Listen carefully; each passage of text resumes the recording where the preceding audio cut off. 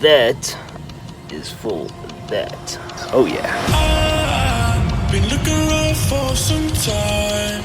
I don't really know why I try, but I don't wanna know. I don't wanna know why.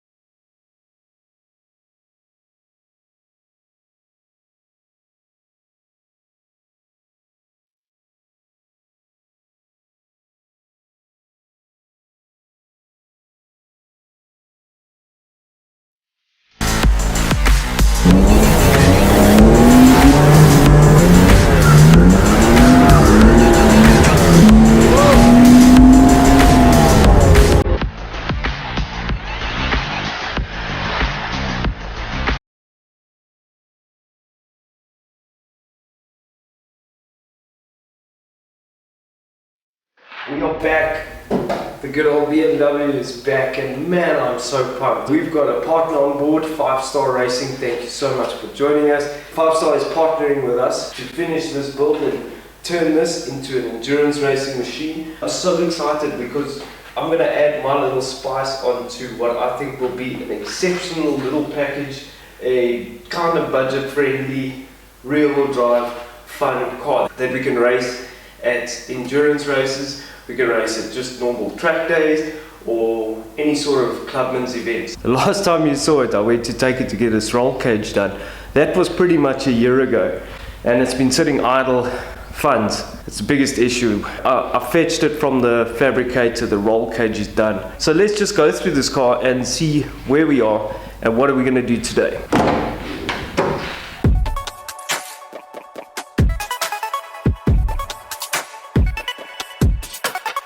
This brace across the front here, it connects to basically the down pipe next to the A pillar. It gives the chassis rigidity, but it also gives you strength in terms of the side impact.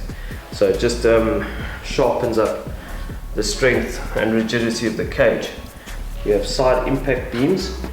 We have this cross member at the top. That is kind of rollover protection. And then he has triangulated it from the center down to each corner. That bar across was intended for the belts. What I also asked for was cross member across the middle of the chassis, and he wasn't able to get to that. So also in the last video you saw me use a certain seat for this car. I think we're going to change that seat because there's going to be different drivers driving the car, especially in an endurance race. So you need something that's retractable, i.e. on rails, and you need something that's obviously big enough. So that seat was very tight for me, and I'm not the widest person, so it would be difficult for other drivers to fit in the car. So we're going to have to find another seat for this car. I should be using my handy pointer. Also what we've done in the rear is we've just kind of triangulated the two rear shock towers, and then just added a brace down to the subframe. Now this doesn't go through and it's not connected to a pad on the bottom. It's more just to stop any sort of deflection. Whether it will or won't, I'm not sure, but the plan is to reinforce the plating on the chassis under the subframe anyway. So once the subframe comes out, all those locating areas will get reinforced with plate. Also what we've done, we spent a lot of time removing all these little brackets, and these brackets over here and over there are for the headrest over there and there. So it was a massive bush. What a lot of guys do is they take this rear plate out. You can see that the rear plate connects here. It's connected under here via a fold, and then it's welded. It uses kind of those butt welds, but I opted not to take this plate out. So like I say, first of all, it's a lot of work to get the plate out. Second of all, it is not really going to save that much weight versus the amount of effort it is to take it out. The other thing is that you're going to lose rigidity in the chassis. I know it doesn't seem like much, but it's a big deal overall. So I don't want to do that. We're going to leave that plate in, but what I might end up doing is I might end up having this cross brace installed along with another roll cage section that comes across the back, across behind the seat pretty much, and that is to add extra rigidity and rollover protection. So, but I need to get the front seat in first. So Johannes has already taken the front off of this car. That's pretty much the bumper, the lights and the grille. The plan for today's video is we're going to take the engine and gearbox out. We need to do that so that when this car goes up onto jacks and we take the subframe and all the suspension bits out for the poly bushes and refurbing everything, the car won't be able to move, and we need it to be able to move to get the engine and gearbox out. The gearbox must get rebuilt. The engine is going to get some spice. Whether we're going to use this or a 330 motor, I'm leaning towards a 330 motor. That's what I want to do. But availability of them is a problem at the moment. Ideally we could use a 330 crank in this, but it's an M54 B30, but again, getting those is next to impossible. So then we are going to pretty much wheel this thing back and forward and start pulling the engine and gearbox out.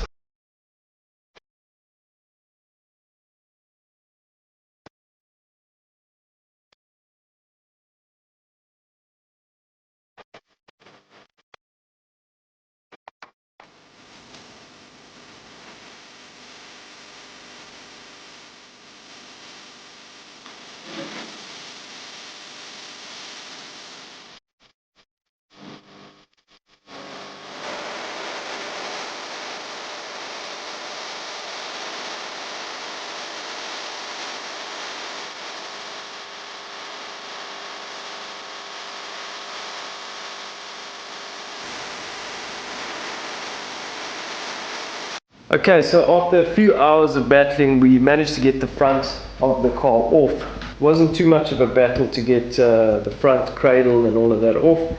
So from here, we need to get the exhaust off, take the prop shaft out, drain the oils, and then hopefully this thing will come out. It looks as if none of this stuff has ever come off before, which is really a good sign. The chassis is really nice and straight. It's looking pretty good. It's just really old and worn out.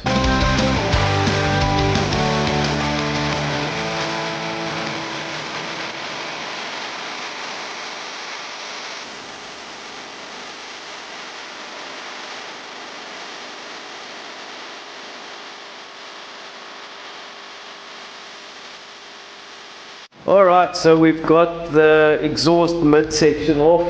Graham is busy there, he's taking the anti-roll bar off. I managed to get a whole bunch of power steering oil in my eye, my hair, so it's going well. The front end is off. Exhaust midsection is there. Won't use that again. Graham is just taking the anti-roll bar off. We need to get the power steering off. We need to loosen the steering arm. That needs to come off. Then a few other bits and bobs, and then we're pretty much going to pull this bad boy straight out. Oh yes, the prop shaft must still come out.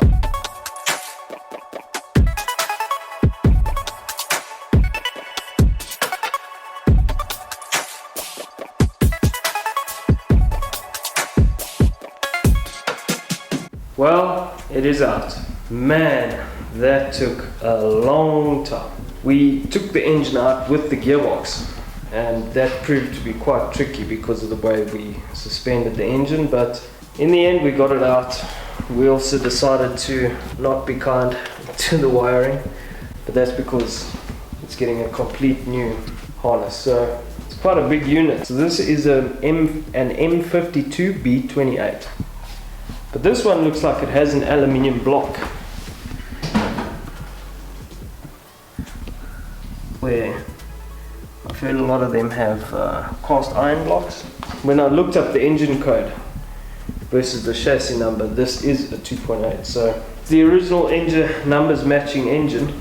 So now we need to put it back on a wheel so that we can wheel it over on that side and get ready to take out the rear subframe, the diff. Then once it's on jacks on that side of the workshop, then we can take out all the front bushes and everything.